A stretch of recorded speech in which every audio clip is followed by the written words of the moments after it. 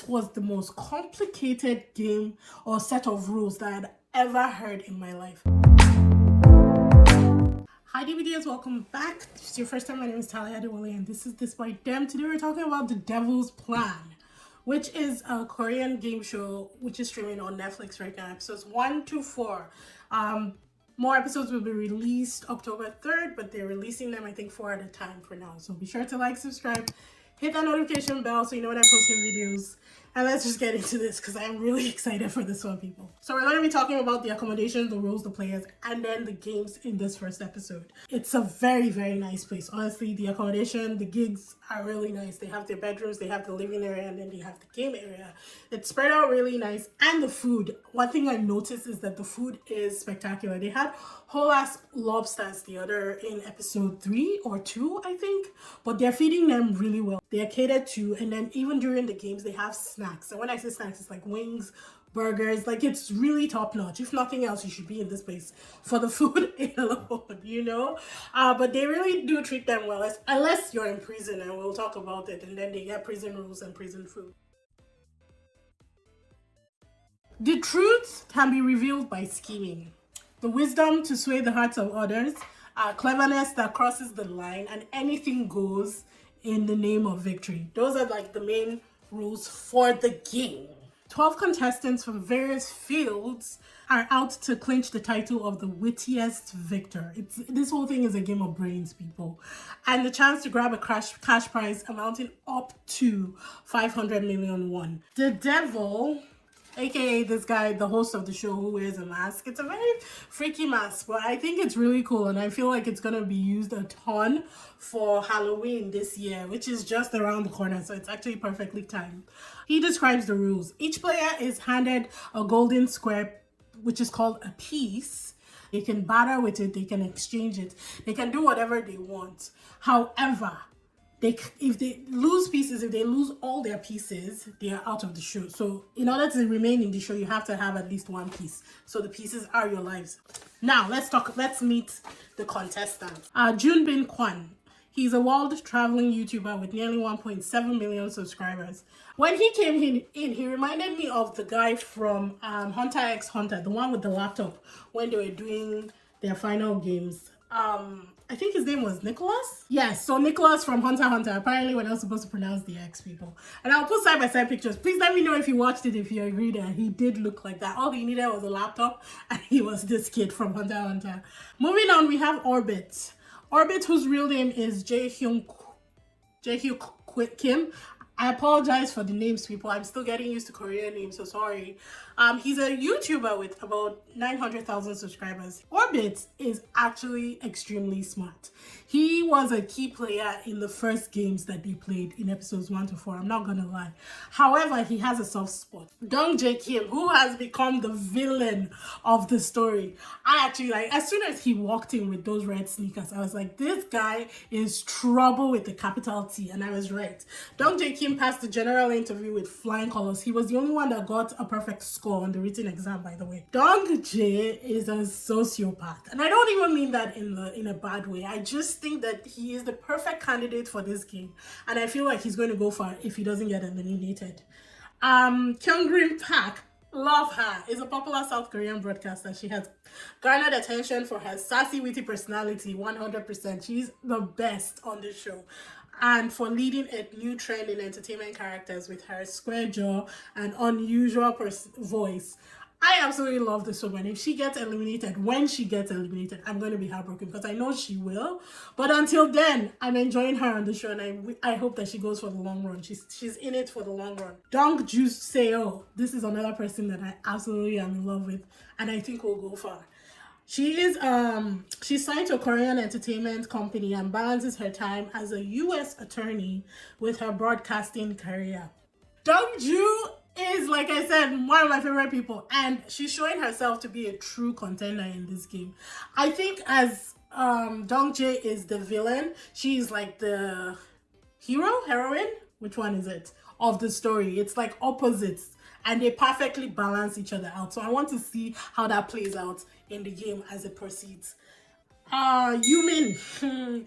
Yumin is an American orthopedic surgeon. She came in and I thought she was 16, only to find out that this girl is 31. And I was like, Korea? You say black don't crack. Korea don't age, people. It's ridiculous.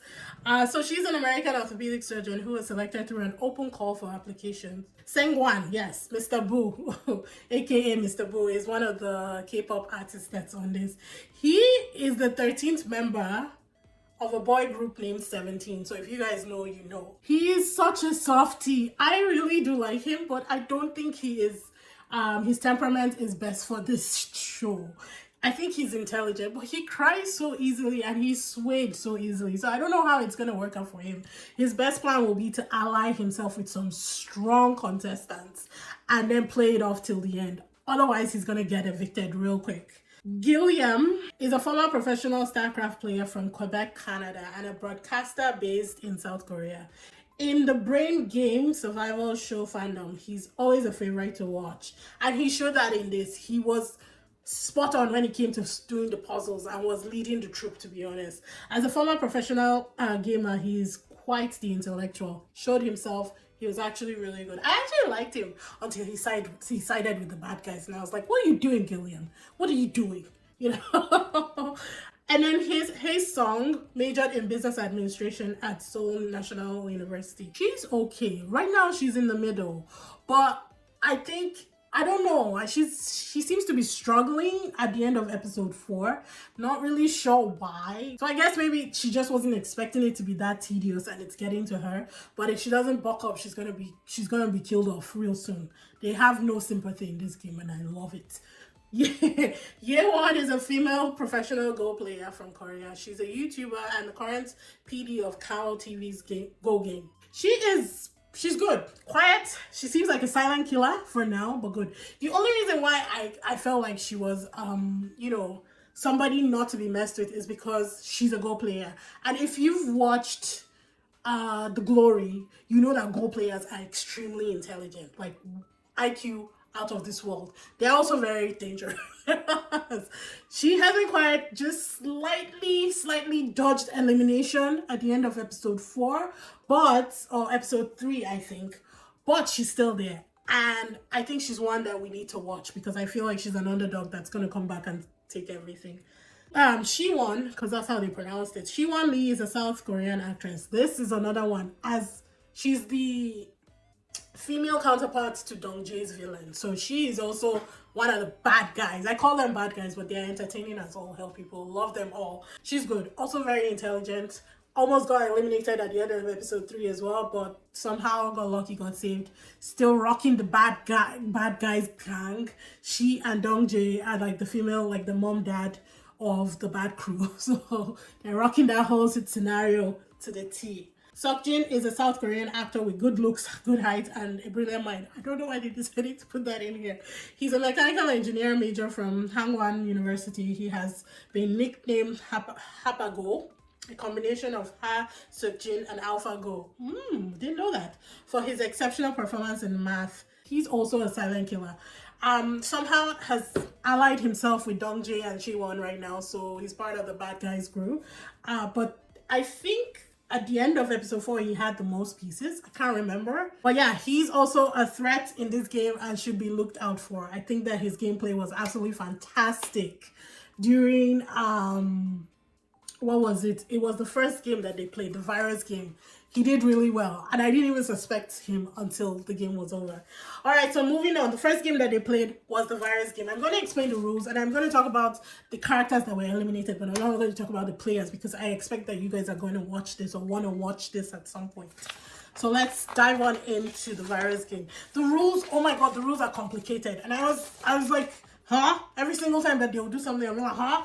What exactly is this? I hate reading rules for board games anyways. I just want somebody to read the rules, figure it out, and then let's all play.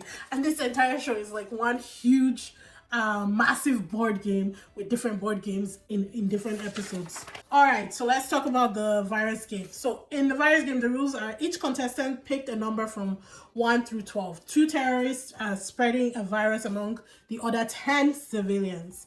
But among the 10 civilians are 2 researchers looking for a cure. A police officer, the fanatic, and a reporter. So those are the rest of the civilians. Each player can decide among themselves to reveal who they are or keep it secret to their advantage. So the objective of the game is to uncover who each role is in order to weed out the best way to survive and win pieces. You're basically trying to find the terrorists and kill them before they spread the diseases everywhere and kill everybody. That's the gist of the game. At the beginning of the game, Hye-sung and Jong-yeon agree to share their identities. And Yumin is also included in that because she's Hye-sung's roommate. Jong-yeon then allies with Tae-won, and Orbit allies with Dong-ju and claims to have a plan in order to save the civilians of the game. There are 5 rounds in this game. At the beginning of round 1, the journalist was the first to die. They killed the journalist off like that. By the beginning of round 2, 3 players have been infected. 1 terrorist is killed off and 1 researcher is killed off. So how are they going to make a cure? Because in order to create a cure, you need 2 researchers. So that plan, kaput. At the beginning of round 3, 4 players are infected. 1 citizen is killed off. They were just a plain citizen. So that really didn't do anything to the game. And that was the end of episode 1. Episode 2 rolls around. Round 4 starts. A citizen dies at the beginning of round 4. The last researcher is killed off, so there is no cure in sight for anybody. And then the fanatic dies. So essentially, the terrorists have won because even though 1 terrorist was killed off in round 2, 1 still remained, and that one was taking people out. At the end of it, the people with the most pieces, after the end of the game, they're granted their pieces as their rewards. The people with the most pieces, and I'm not trying to spoil anything, that's why I'm not naming names here, people. If you've watched Seinfeld, you know you don't name names. Anyways, the people at the end of the rounds, at the end of the game, with the most pieces, decide 2 people to go to prison. I can name the prison people because it had nothing to do with anything. Yumin and kyeong-rim are chosen for prison. The upside to prison is that it comes with an advantage if you can solve the puzzle. If you can first find the puzzle, and 2, if you can solve the puzzle. Moving on. The next thing that they had to play was the prize match. The prize match is where they have the opportunity to put money into the pot. Each prize match is the option to win 50 million won because there's 10 prize matches and the grand pot is 500 million. Yeah, that tracks. 50 million won. The first prize match was a puzzle. Basically, you solve the puzzle in the allotted time. While 2 contestants are in prison, the remaining 10 venture to do the cooperative puzzle match, where teamwork is important in adding value to the grand prize. So similar to a roundabout, the contestants pick a number from 1 to 10. The goal is to solve each puzzle round that raises the difficulty within 3. Each round lasts for a time period of 3 minutes. But the roundabout continuously spins, pushing each contestant to try and solve the puzzle before their turn ends. The kicker is that if a player solves the puzzle, but the roundabout moves and it lands on the other person, then they get the winning prize. And the winning prize is 1 piece. So every player who solves, if you win the first time, I think it was, if you win the first time, they put it down as you've won. Second time, you get a piece. Third time, you get another piece. So in order to get a piece, you have to have won twice. The solver of the puzzle doesn't get anything unless they are facing the puzzle when it ends. So in order for you to get anything, you have to be right in front of that puzzle when you solve it. And this worked against Dong-ju because she solved 3 puzzles, but because Jong-yeon was beside her, he got the pieces, I mean, he settled his score eventually, but it was very annoying. Before the game starts, some players wanted to win pieces, some wanted to win prizes, the prize money, and some wanted both. In order to win the prize money, they had to solve 10 puzzles. So even if you solved 1 to 8 and then you failed the 9th one, no money in the pot. Anyways, Jong-yeon says that he isn't confident in his puzzle skills. Dong-ju thinks that seok-jin will excel because he's, AlphaGo math genius. And Gi-hwan thinks that game-savvy people will win the game. The game starts, they win 7, but the 8th round, they lost, which means that the 50 million won was lost and no money was added to the prize. Back at the dorms, Siwon was not impressed because during the prize match, Orbit brought up the strategy that they should let 1 person win all the prize pieces. And people were like, this is a game. As much as it's a cooperative game, we are all in here to win pieces for ourselves so that we can get to the end. In episode 4, it looks like Siwon was coming for Orbit's truth. Anywho, Junbin gives one piece to Dongju as a show of faith, because I think he won like 3 or so just from her solving the puzzle every single time. Junbin, Orbit, and Dongju form an alliance and plan to add more people to the alliance for the next game. In prison, Kyeong-rim solves the puzzle and wins an extra piece for herself. That ended episode 2. Episode 3 rolls around. Siwon and Gyeong form an alliance early in the morning before anybody wakes up. They're both awake and they're talking and they form an alliance. Now remember that Siwon and Dongjae are already tight. So obviously by default, Gyeong joins that group. Dongjae settles a bet and gives seok-jin one piece. So the alliance groups that had formed, I call them the good guys, the bad guys, and the strays. On the good guys, you had Dongju, Junbin, Orbit, and Sengwan. And then on the bad guys, you had Dongjae, Siwon, Gilliam, and Seok-jin. The strays were Yumin, Yeonwoo, hye-sung, and kyeong-rim. Yeonwoo and kyeong-rim initially joined up with the good guys. Yumin and hye-sung were just kind of like stragglers doing their own thing, but like eventually in the end joined up with the good guys when the main match started. So the second match comes around, and the second match was rules race. This was the most complicated game or set of rules that I'd ever heard in my life. I'm going to try my best and read through all of this so you guys understand, but to be honest, I may cut it off because I still don't get it. Like the second time I watched it, it made sense, but the rules were just so freaking complicated. It was impossible. So the rules race, it even says it here, it's one of the most complex games in the Devil's Plan. Using a board game, the contestants must advance to win a safety spot from elimination. The only way to win the game is by strategizing their own rules that can be an advantage or disadvantage until crossing the finish line. Each player must create a personal rule using a series of colored blocks. Blocks of the same color cannot be used more than once. The sentence must also be a cause and effect without using the same subject twice. I said this guy was reading this thing and I was like, what the actual F? Like seriously. Furthermore, the sentence must make clear who it's meant to affect and make sense in the grand scope of the game. The rules, once the rules are registered, the order of the players is determined by how many words are used in the personal rule. The one with the least goes first, with the other players playing rock, paper, scissors in order to figure out the order that they play, the order that they roll their dice and move around the board. Each player rolls the dice consisting of 1, 2, 2, 3, prison, and escape prison. If in prison, a player cannot leave unless they roll the escape prison side of the die, they are given an extra turn if they do. A special die consists of 1, 2, 2, 3, 3, and 3, but it is only used when a special rule is activated. On the board, a player can land in the office. It allows you to either gain an escape prison card, roll again, or register or change the group rule. The rule applies to all players and must be chosen from each of the 3 colored sections. The first to make it to the finish wins 3 pieces, with the second getting 2 and the third getting 1 piece. But the 10th place will give up 1 piece, the 11th place will give up 3 pieces, and the 12th place will give up 5. So definitely somebody was getting eliminated at the end of this round. If a player has no pieces by the end of the game, they are eliminated.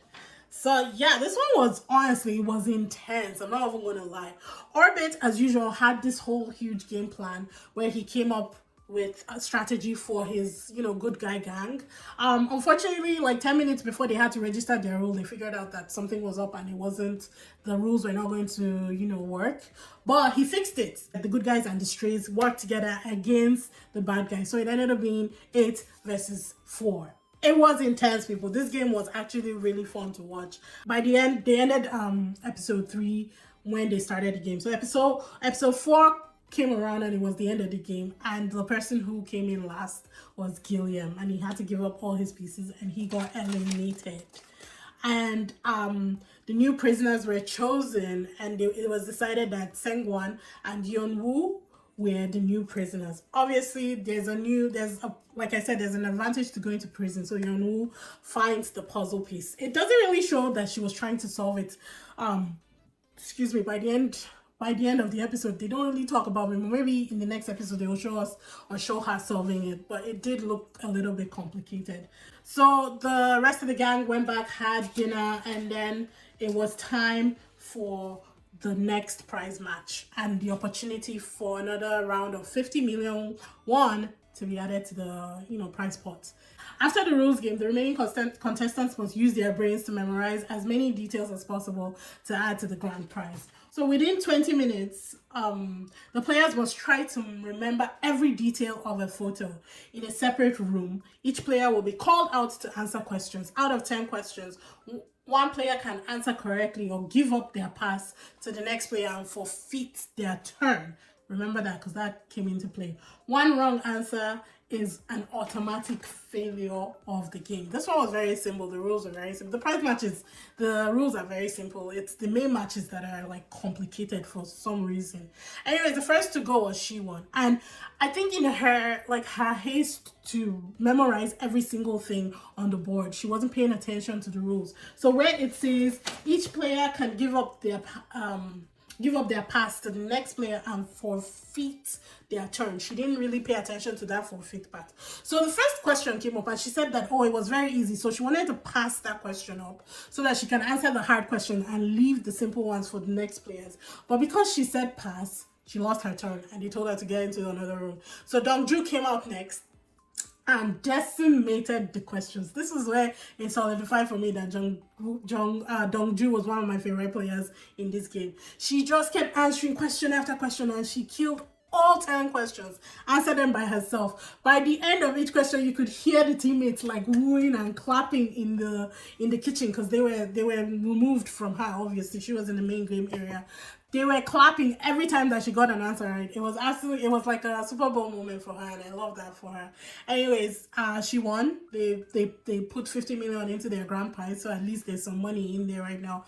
And it was an amazing thing to see her with answering all those questions. But it was amazing, people. Like I said, I was super excited to watch this. When I saw it and I saw the whole premise of the show, I was like, yes, sign me on board.